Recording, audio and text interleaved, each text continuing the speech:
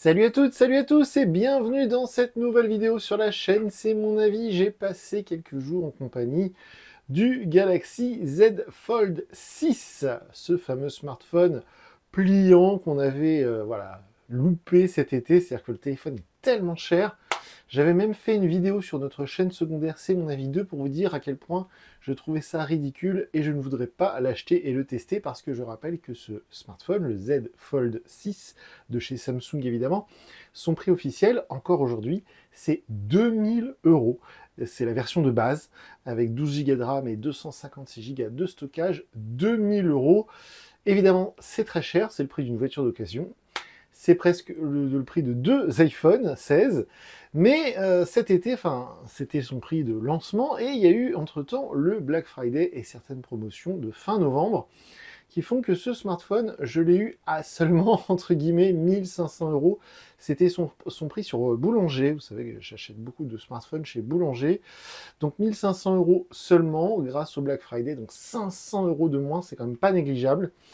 Donc j'ai craqué et je l'utilise depuis maintenant quelques jours et je viens maintenant vous dire en vidéo ce que je pense de ce fameux Samsung Galaxy Z Fold 6. On se retrouve tout de suite après le jingle.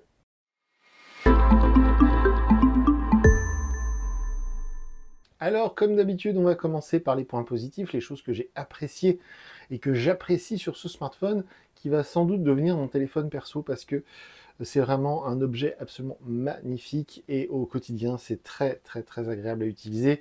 En tout cas pour un geek, pour quelqu'un qui apprécie la technologie. Sinon, pour les personnes qui utilisent les smartphones uniquement comme un outil, ça peut être peut-être un peu too much. On va y revenir en fin de vidéo, mais voilà, quand on sait apprécier quelle prouesse c'est, je dis pas ça par prétention, hein, c'est vraiment que chaque jour, à chaque minute que j'utilise ce smartphone, je me dis mais quand même, quel objet incroyable. Eh bien, voilà, pour un gars comme moi, c'est vraiment du beau matos. On va dire ça comme ça.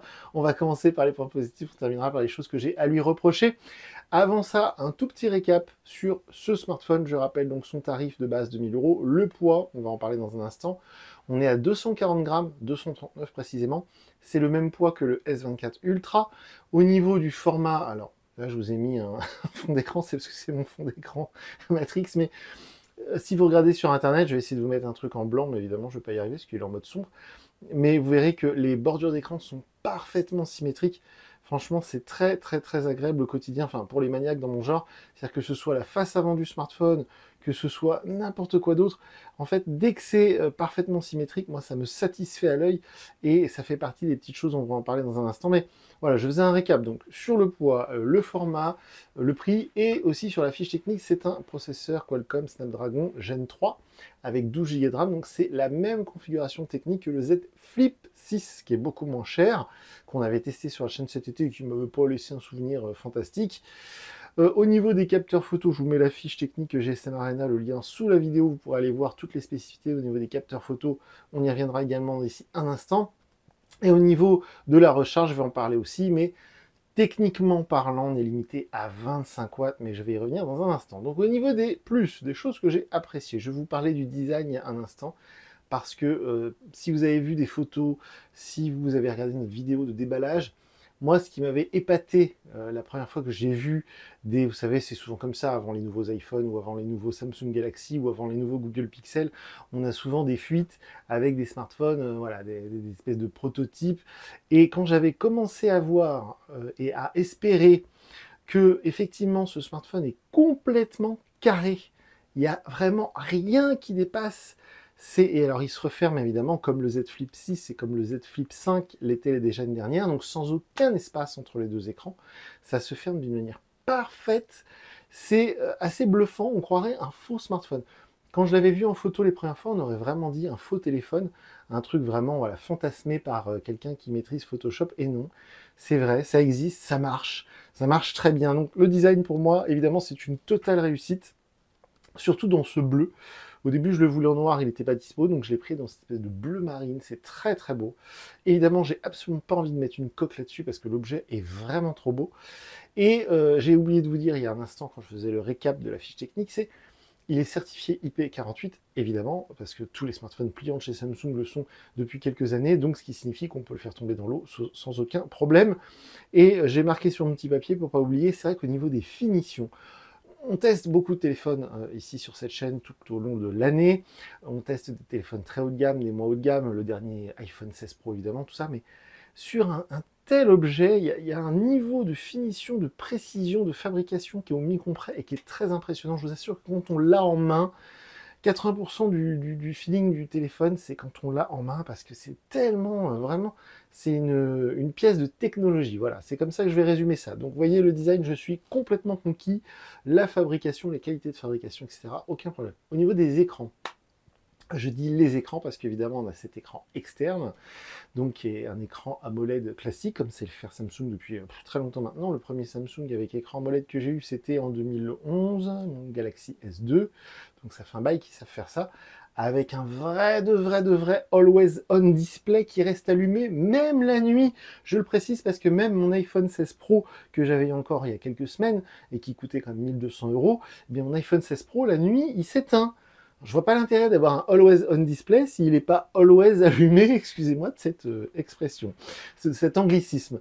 Donc voilà, donc l'écran extérieur magnifique, on prend un vrai plaisir à utiliser cet écran HDR 120 Hz. Quand j'ai regardé par exemple il y a quelques jours le dernier Grand Prix de l'année sur MyCanal, avec une image en HDR. Alors en 4K, je sais pas, mais enfin, à l'œil, ça paraît vraiment d'une très haute définition, d'une fluidité, les couleurs magnifiques, bref, c'est vraiment un écran superbe. Et évidemment, l'écran interne, qui est parfaitement voilà, symétrique lui aussi. Hein. Je vais essayer de vous trouver une page blanche pour vous montrer, mais qu'est-ce que c'est beau cet écran, qui est très lumineux, qui est très... voilà, c'est un kiff au quotidien, c'est vraiment un kiff. C'est très plaisant à utiliser. En fait, le problème de ce type de smartphone, c'est pour celles et ceux qui essaient de diminuer leur utilisation du smartphone.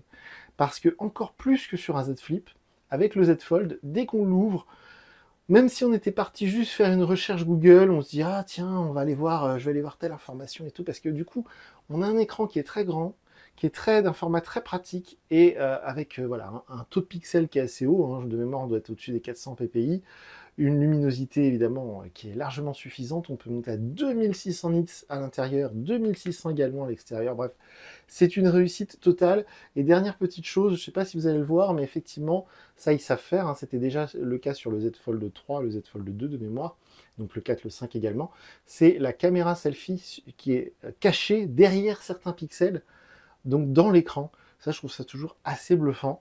Donc voilà, ça marche très bien, c'est très réussi. Donc les écrans sont magnifiques, on enchaîne, sinon je vais la vidéo va durer 2 heures. Je précise enfin sur les écrans qu'il est protégé Gorilla Glass Victus. Donc, évidemment, pas besoin de gel, de verre trempé, de machin. Vous le ferez quand même, je le sais, mais l'écran est traité contre les rayures, les chutes.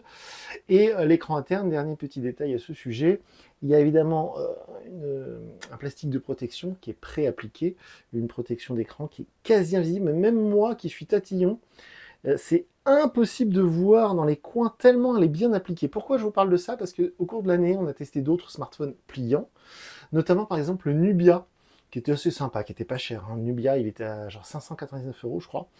Et justement, cette fameuse protection d'écran sur l'écran interne était très mal collée, ça me donnait très envie de la décoller. Sur les Motorola Razr aussi, c'est pas toujours... voilà, c'est pas au millimètre près. Mais là, la protection d'écran est invisible, il y a vraiment que dans le coin inférieur où je la vois. Alors, évidemment, faut pas l'enlever, sinon la garantie, elle saute. Et surtout, j'en parle parce que, contrairement au modèle des années d'avant, notamment le Z Fold 3 que j'avais pu tester quelques jours il y a un an de ça, eh bien, il n'y a pas... La sensation est aussi agréable que sur l'écran externe, ce qui est très rare sur les smartphones pliants, c'est pour ça que je voulais le faire remarquer. Bon, alors je ne vais pas vous faire le speech sur je ne sais plus comment on appelle ça, l'espèce de fossé là, qui est entre les deux écrans. Honnêtement, moi, ça m'a jamais gêné. Là, il paraît qu'elle est encore moins visible que les années d'avant. En tout cas, c'est parfaitement plat quand on l'ouvre, c'est un régal. Donc bref, on enchaîne parce que, comme je disais, sinon la vidéo va durer 2 heures. Donc, la luminosité, l'horizon display, tout ça, j'en ai parlé. Donc, maintenant, on va rentrer dans le vif du sujet. Je vais vous parler un instant de pas de Always On Display, de One UI, cette interface de chez Samsung que vous connaissez, qu'on a déjà vu plein de fois cette année. Donc, c'est One UI 6, en attendant One UI 7, qui est déjà en version bêta sur le S24 Ultra de certains pays. Et donc One UI 6.1 qui équipe ce Z Fold 6, donc évidemment on tourne sous Android 14, ça tourne très bien, c'est stable, il y a des mises à jour, etc. Donc là aussi pour moi c'est un régal parce que contrairement à certains concurrents, je pense par exemple au OnePlus Open qu'on avait testé il y a un an de ça et qui m'avait déçu, l'interface, la surcouche Samsung One UI par-dessus Android 14 sur ces smartphones pliants, c'est un énorme avantage par rapport aux concurrents, quels qu'ils soient. J'ai vu il n'y a pas longtemps le test du Huawei qui se plie en 3, ok. J'ai vu il n'y a pas longtemps le test du Honor V3, bon, très bien. Mais niveau logiciel, niveau software, vu que Samsung, ça fait déjà 5 ou 6 ans qu'ils sont dans cette histoire de smartphone pliant, ils ont un train d'avance énorme par rapport aux concurrents, et ça se vérifie, mais je vous assure, dans les moindres détails du quotidien, les moindres réglages qu'on peut faire sur la page d'accueil ici, qui est donc différente de la page d'accueil intérieure, hein, ça c'était pas le cas sur le OnePlus Open par exemple, donc il y a plein de choses au quotidien qui font que c'est ça qui fait que ce smartphone est si agréable à utiliser. Bien sûr, il y a la qualité du matériel, la finition, la qualité des écrans, etc. On va parler des performances dans un instant, mais le software, le logiciel, mon Dieu, qu'est-ce que c'est bon, qu'est-ce que c'est bien fait, qu'est-ce que c'est bien pensé, dans les moindres détails, on peut tout personnaliser, ça marche. Il n'y a aucun moment où je me suis dit, oh dis donc, ça c'est mal fichu. Aucun moment. Donc bravo, bravo, ça marche du feu de Dieu, c'est un régal à utiliser. Les performances, j'en parlais, donc c'est les mêmes performances que sur le Z Flip 6. Oui, pareil, vous irez voir sous la vidéo, je vous mets le lien vers notre tableau de bord, c'est mon avis, vous pourrez voir les résultats que j'ai obtenus avec Geekbench 6. C'est strictement les mêmes résultats qu'avec le Z Flip 6, puisque c'est le même processeur, c'est la même quantité de mémoire vive. Le S24 Ultra, je crois qu'il est un tout petit peu plus performant, parce qu'il avait un chipset Qualcomm Snapdragon 3 version un peu boostée de mémoire. Mais honnêtement, voilà, ça se tient un cheveu. De toute façon, au quotidien, ça se ressent pas. Même dans les jeux les plus gourmands, on ne ressent absolument pas la différence avec le S24 Ultra que je vais utiliser pendant plusieurs semaines. Donc d'ailleurs, ce sera ma conclusion hein, d'ici quelques instants, c'est que ce Z Fold 6 pour moi, c'est un S24 Ultra qu'on peut plier. Aussi au niveau des plus, là, c'est très important. Évidemment, c'est la chose maintenant qu'on juge en premier sur un smartphone moderne. Ce sont les photos. Alors comme d'habitude, sous la vidéo, je vous mets le lien vers ma galerie Google Photos. Vous pourrez aller voir par vous-même la qualité des photos que j'ai pu prendre avec ce Z Fold 6. Les photos sont magnifiques en toutes circonstances. Elles sont belles, elles sont lumineuses. Même quand la lumière est très faible, les photos sont nettes. Que ce soit en selfie, que ce soit en selfie, ou que ce soit avec les caméras arrière, les caméras principales, que ce soit le capteur x1, j'ai envie de dire, il y a aussi un possible zoom x3, enfin, ça fait tout, ça fait le grand angle, ça fait très bien, à ce prix-là, heureusement, j'entends certains qui disent ça derrière, alors oui, bah 2000 euros, j'espère, oui, certes, alors déjà d'une, moi je l'ai payé que 1500, entre guillemets, mais donc ça marche très bien, allez voir les photos, elles sont magnifiques, et au quotidien, c'est vraiment... On n'a pas à rougir quand on a ce genre de smartphone par rapport à un Google Pixel, par rapport à ce que vous voulez. L'iPhone 16 Pro, je l'ai utilisé hein, pendant plusieurs semaines, il y a quelques mois maintenant, quelques semaines d'ailleurs. Eh bien, honnêtement, voilà, le feeling photo est impeccable à tous les moments. Ça, on sort, on clique, hop, la photo elle est nickel. Donc ça, voilà, c'est validé.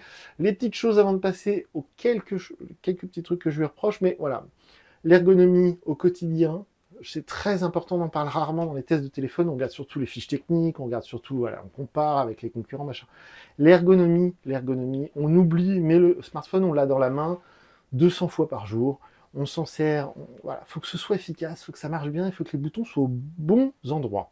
Faut que ça ait été testé, en fait, c'est tout simplement ça. C'est-à-dire que s'il y a des gens qui les testent, qui vérifient, et ben, ils vérifient que le bouton là, il est au bon endroit, que le bouton, et, voilà. Et ben là, c'est le cas. On le sort de la poche, le bouton de déverrouillage avec le lecteur d'empreintes, il tombe pile poil sous le pouce. Donc ça a été testé, c'est sûr. Et au quotidien, c'est voilà, c'est très efficace. Bim bam, on sort le téléphone, il est au bon endroit. Le bouton du volume également, avec le bon ressenti, etc. Et au niveau de l'ergonomie écran déplié, c'est pareil.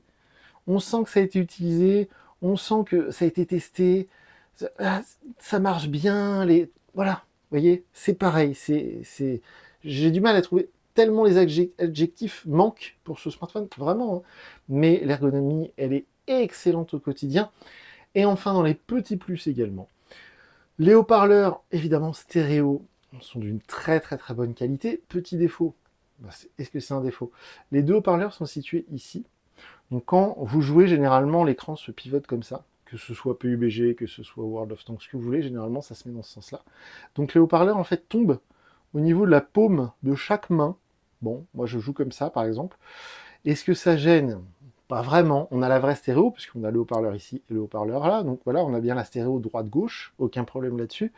Mais ça tombe au niveau des mains. Ça aurait peut-être été plus pratique qu'il soit en haut. Bon, voilà, petite chose. Aussi, qu'est-ce que je notais? Oui, donc le lecteur d'empreintes qui marche très très bien.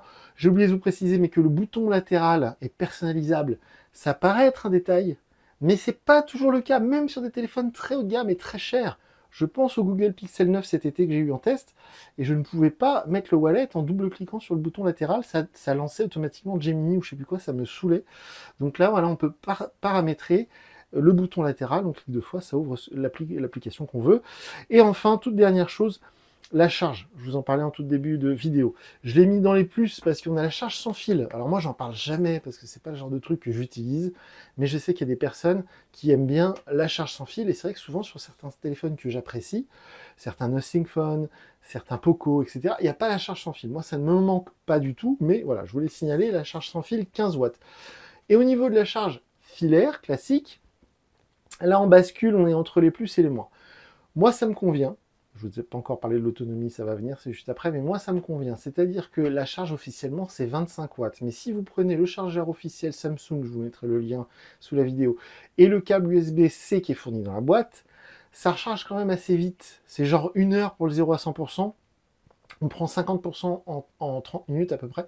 Donc ça charge quand même assez vite, surtout pour du 25 watts. On a testé des smartphones qui sont en 25 watts et qui chargent beaucoup moins vite que ça. Donc pour moi, la charge est suffisamment rapide quand on utilise le bon chargeur et le bon câble. C'est vrai que si on compare par exemple au OnePlus Open, eh bien le OnePlus Open il charge à 66 watts, donc il charge beaucoup plus fort.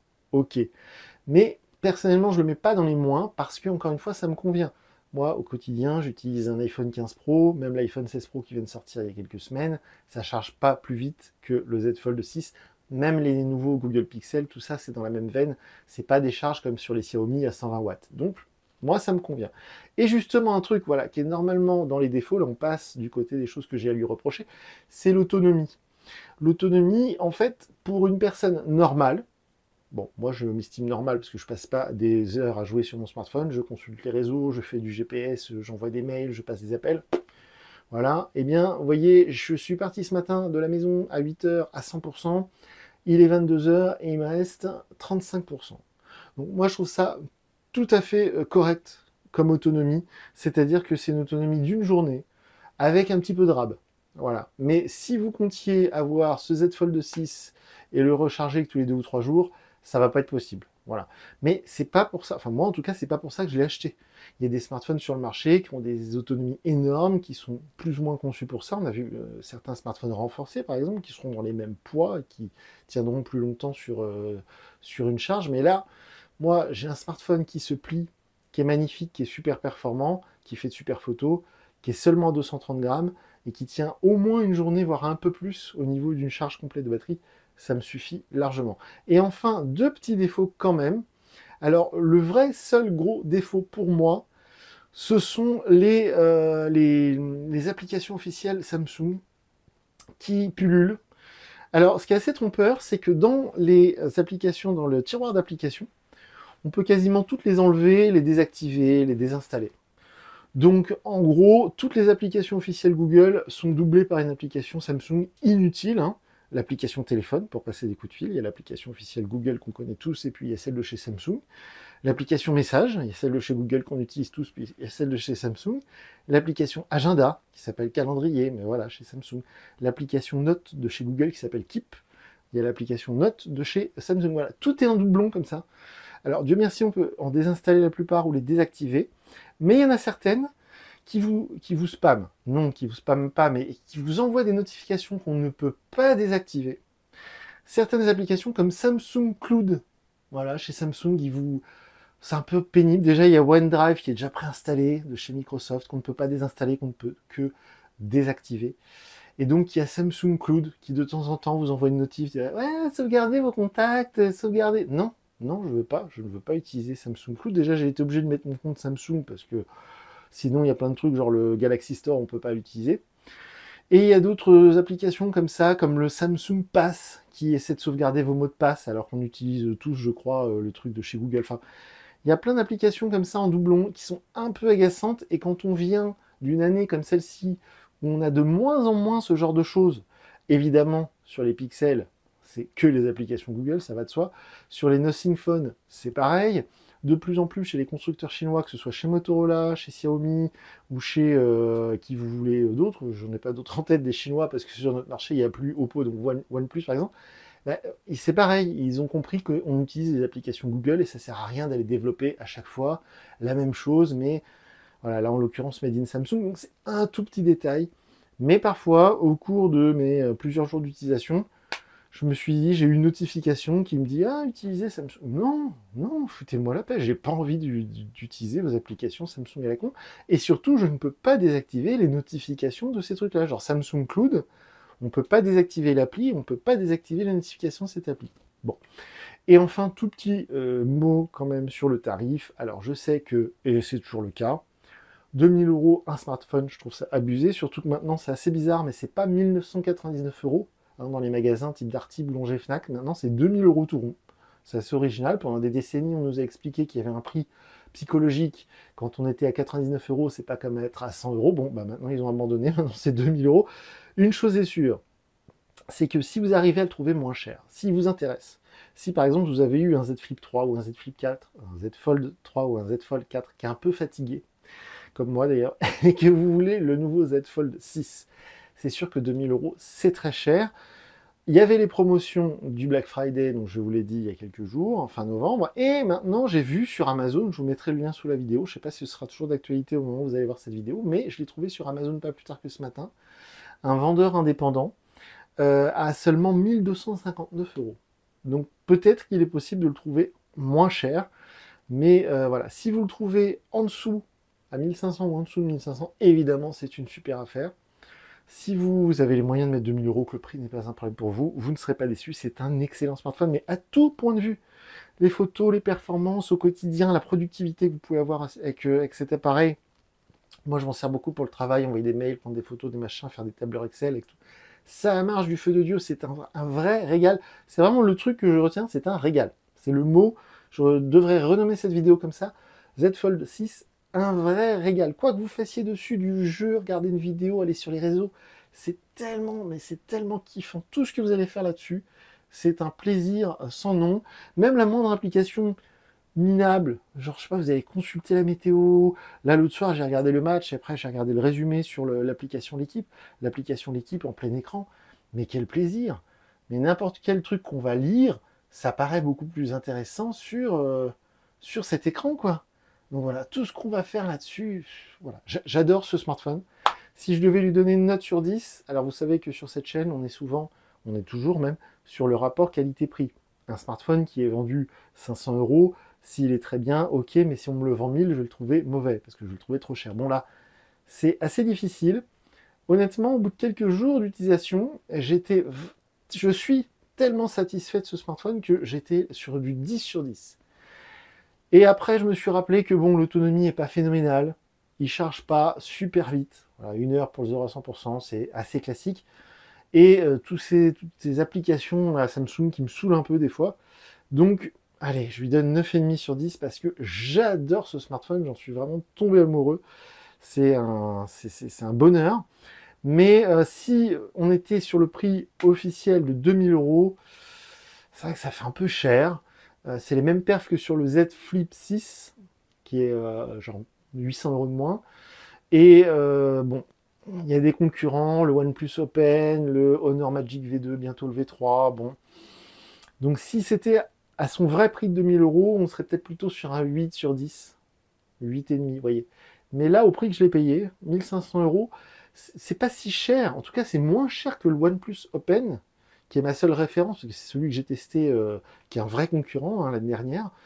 Et donc du coup, là, évidemment, à 1500 €, moi, je suis pas loin du 10 sur 10. C'est un excellent, c'est le meilleur smartphone que j'ai pu tester, hormis le S24 Ultra, qui est exactement la même chose, mais on peut pas le replier, et puis qui est un chouille peut-être plus performant, mais plus performant sur les benchmarks, hein, parce qu'au quotidien, multitâche et tout, on ressent évidemment aucune différence, mais voilà, niveau photo aussi, sur le S24 Ultra, il y a peut-être le téléphoto x10 qu'on n'a pas ici, mais honnêtement, le téléphoto x10, je fais pas des zooms en x10 tous les jours quand je prends des photos, quoi, donc ça m'a pas beaucoup manqué.